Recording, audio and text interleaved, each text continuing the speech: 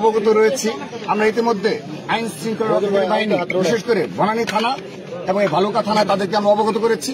আমরা আজকের এই প্রেস কনফারেন্সের মাধ্যমে আবারও বলতে চাই, এখনো এই পারভেজের পরিবারকে, তারা তার সন্তানকে হারিয়েছে, কিন্তু এখনো অজ্ঞাত নাম্বার থেকে তাদেরকে প্রতিনিয়ত হুমকি দেওয়া হচ্ছে।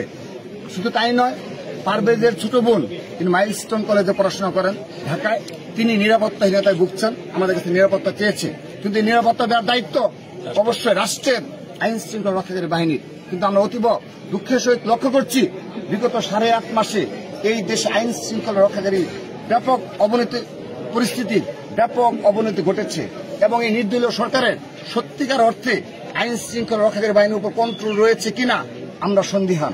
কিন্তু আমরা ছাত্রদলের প্রশ্নে আপোষহীন। আমরা আমাদের দীর্ঘদিন লড়াই সংগ্রাম করে অনেক অত্যাচার নির্যাতন সহ্য করে আজকে স্বাধীনভাবে একটা বাংলাদেশের স্বপ্ন, একটা স্বাধীন বাংলাদেশের বিনির্মাণে ছাত্রদল নিরলস পরিশ্রম করে যাচ্ছে। আমরা আমাদের ভাইকে হারিয়েছি, কিন্তু তার বোনকে যদি কোনো অপশক্তি এবং এই খুনিদের কোন পরিবারের দূষররা যদি চেষ্টা করে কোনো ক্ষতি করার জন্য, আমি প্রথমে আইন শৃঙ্খলা রক্ষাকারী বাহিনীকে বলতে চাই, আপনারা হাত গুটিয়ে বসে থাকবেন না, আপনারা এমন কোনো কিছু করবেন না, নীরব থাকবেন না যে ছাত্রদলকে প্রতিবাদী হতে হয়। আমরা যদি প্রতিবাদী হই, এই বাংলাদেশে অনেকেরই অনেক সমস্যায় নিপতিত হবে। ভাইদের হারিয়েছি, ভাইকে হারিয়েছি, কিন্তু তার বোনকে নিরাপত্তা নিশ্চিত করতেই হবে। যদি সেই নিরাপত্তায় কোনো গাফিলতি আমরা লক্ষ্য করি, আমরা আমাদের মতো করে পদক্ষেপ নেব। পরিবারকে আশ্বস্ত করেছি, তার বোন মাইলস্টোন কলেজে পড়াশোনা করবে এবং ছাত্রদল তার সার্বক্ষণিক খবর রাখবে।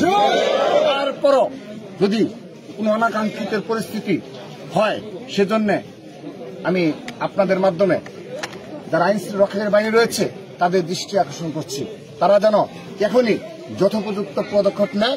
সেক্ষেত্রে আমরা বাংলাদেশ জাতীয় ছাত্রদল তাদেরকে অবশ্যই সহযোগিতা করব।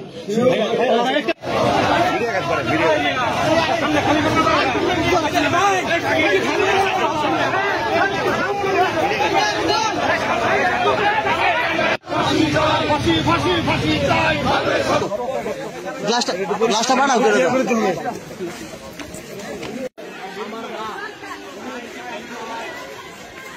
ভাই একটু সাইড দিন ভাই।